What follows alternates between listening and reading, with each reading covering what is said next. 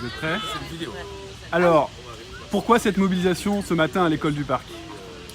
C'est pour protester contre le projet de fermeture d'une classe qui nous semble aller complètement à contresens de ce qu'il faudrait pour le bien-être des enfants et pour les conditions d'enseignement. Qu'est-ce que ça donnerait comme conditions d'école du coup pour les enfants, le fait de fermer une classe? Ce serait quoi les conséquences? Alors, les enfants se retrouveraient à 28 élèves en moyenne par classe si on ferme une classe.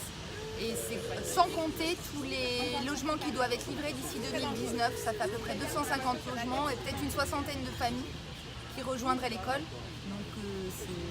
Et puis en termes de conditions, en fait, on s'aperçoit que les enfants en bas âge, ils ont besoin d'interactions individualisées. Et donc plus il y a d'enfants par classe, moins ces interactions sont possibles. Et donc du coup ça dégrade les conditions de bien-être, sans compter les nuisances sonores, etc. Aujourd'hui, il y a combien d'enfants par classe dans l'école?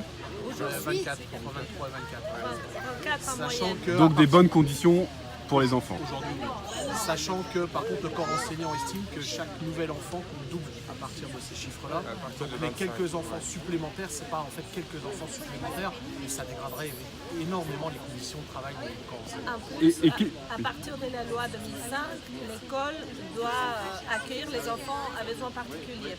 Dans cette école, il y a pas mal de PPS, des projets personnalisés de scolarisation.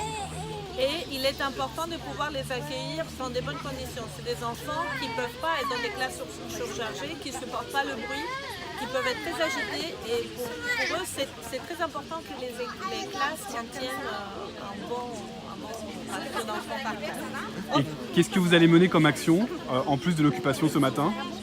Quel est le programme d'occupation pour les jours et semaines à venir? On va continuer l'occupation tous les matins. On a écrit et on va demander à se faire recevoir par Madame Cotena. L'inspectrice de circonscription. Voilà. On écrit également à Madame Fils et puis on envisage d'autres actions. Je pense qu'on peut arriver à vraiment se mobiliser dans l'école, quitte à y dormir pour se faire entendre. Planter des tentes sur la pelouse. Voilà. On s'y prête.